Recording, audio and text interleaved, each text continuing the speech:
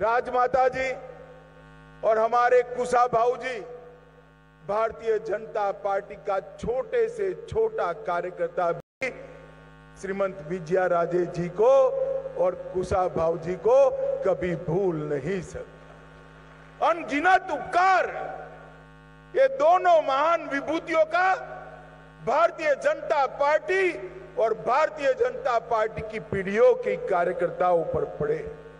अटल जी ने भी इसी भूमि को अपनी कर्म भूमि बनाया और अटल जी ने समग्र देश के अंदर पहली बार भारतीय जनता पार्टी के प्रधानमंत्री बनकर आज एक संदेश दिया था कि भाजपा की सरकार कैसी हो सकती है।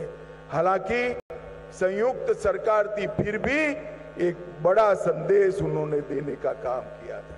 मित्रों, आज मैं यहां आया हूं एक आधुनिक से आधुनिक राजमाता विजया राजे सिंधिया एयरपोर्ट का भूमि पूजन आज हम सब ने मिलकर किया है। मैं सिंधिया जी को बधाई देना चाहता हूं क्योंकि जिस शिद्दत से साथ बारीकी से इन्होंने एयरपोर्ट का प्लानिंग किया है, मुझे लगता है देश के सबसे अच्छे हवाई अड्डों में ये हमारा ग्वालियर का एयरपोर्ट होगा। इसके साथ साथ यहां पर कई लोगों को ग्रामीण और शहरी प्रधानमंत्री आवास का लोकार्पण किया गया, उनको घर की चाबी दी। मित्रों, हम सब समझते हैं एक गरीब घर की व्यक्ति के लिए अपना घर एक स्वप्न होता है और प्रधानमंत्री जी ने चाहे शहर हो चाहे गांव हो, हर गरीब को घर मिले, ये लक्ष्य भारतीय जनता पार्टी की सरकार के सामने दिखा है।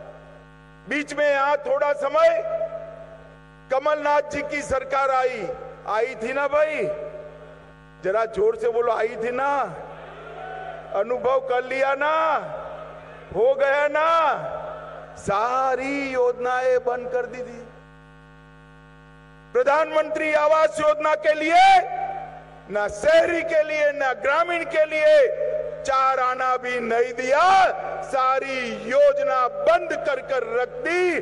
फिर से शिवराज जी मुख्यमंत्री बने और आज योजना अपनी पटरी पर चढ़ गई। मैंने आते ही शिवराज जी को कहा, शिवराज जी उन्होंने जो किया वो किया, ये सारी योजनाएं थोड़ी पीछे पड़ गई है, क्या करोगे? उन्होंने कहा, मोदी जी ने कहा है द्रुत गति से करना है, तेज गति से करना है और जो नुकसान हुआ है वो भरपाई कर कर 24 के पहले लक्ष्य पूरा कर देना है।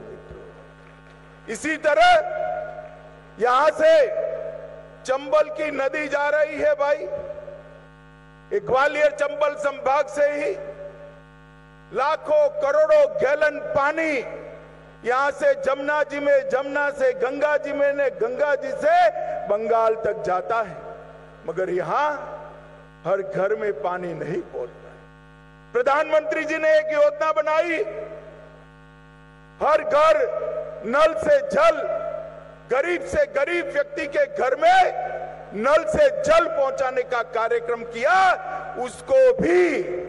उसको भी कमलनाथ जी ने बंद कर दिया।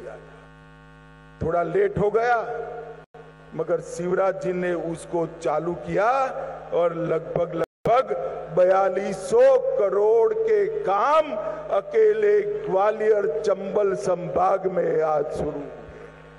मित्रों, जो एयरपोर्ट बना है 25,000 वर्ग मीटर का बिल्टअप एरिया, 1,60,000 पैसेंजर से 11 लाख पैसेंजर का क्षमता का विस्तार, 2.5 गीगावाट सोलर पावर के साथ ग्रीन एनर्जी से संचालित एयरपोर्ट और एक साथ 1400 से ज्यादा यात्री को चढ़ाने की और उतारने की व्यवस्था यहां पर बनी। इसके साथ साथ यहां कार्गो टर्मिनल भी बना है जो ग्वालियर चंबल संभाग के सभी एमएसएमई का, लघु उद्योगों का माल, उनका उत्पाद पूरे विश्व के अंदर भेजने के काम आएगा, जिससे इस क्षेत्र में रोजगारी भी बढ़ेगी और इस क्षेत्र के अंदर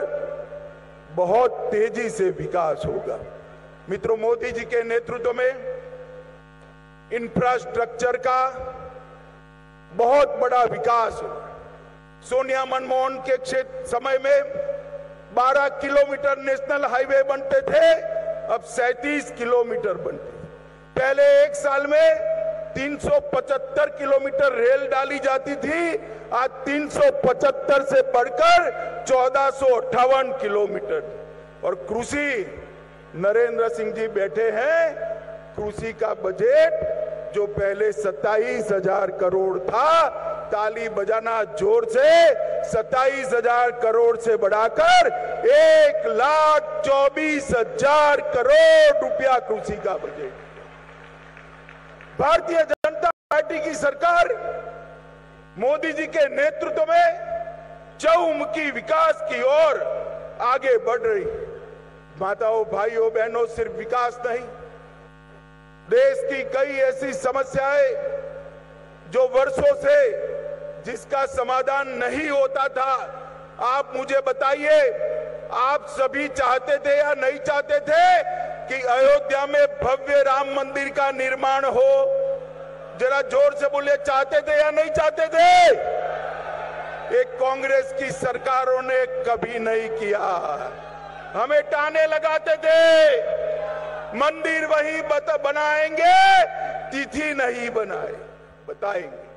मोदी जी ने आपने प्रधानमंत्री बनाया दूसरे टर्म में, और तुरंत ही एक भी बूंद रक्त बहाए बगैर भव्य राम मंदिर का शिलान्यास करने का काम किया है मित्रों।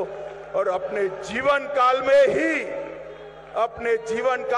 ही हम एक भव्य आकाश को छूने वाला राम मंदिर अयोध्या की वही भूमि पर देख पाएंगे। ये संभव मोदी जी के कारण हुआ है। Union Home Minister Amit Shah laying the foundation for the new terminal building and expansion of the airport in Madhya Pradesh's Gwalior city. The new terminal is being constructed at an estimated cost of 446 crore rupees.